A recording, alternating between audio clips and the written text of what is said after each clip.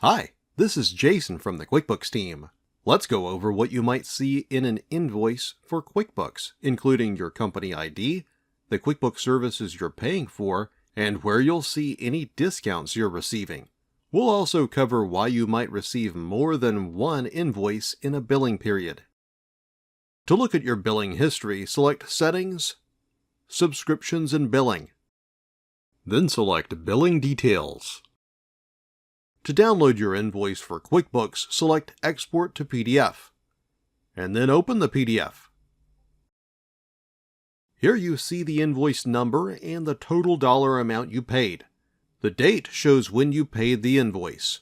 You'll also see how you paid and the payment authorization code. You can see the period of service you paid for next to each subscription.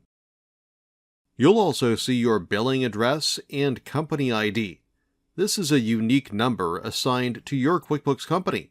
You can also see this in QuickBooks if you press Ctrl, Alt or Command, and question mark. From this window, you'll see your company ID and a list of keyboard shortcuts. Back to the invoice. In the Billing Summary section, you'll see a summary of the QuickBooks subscriptions you pay for. Each line lists a type of subscription and how many of that subscription you pay for. Then, in the Billing by Client section, you'll see the number of clients you paid for and a detailed description of each client's subscriptions.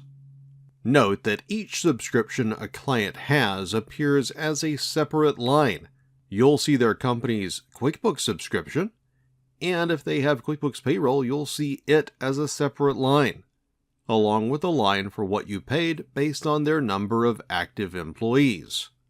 Each line lists the number of charges, how much you pay for each, and the total for that subscription. Then you'll see a total listed for each client. If you receive a discount for a subscription, you'll see the amount of the discount and when it expires. If a client is new, QuickBooks notes it next to the client's name.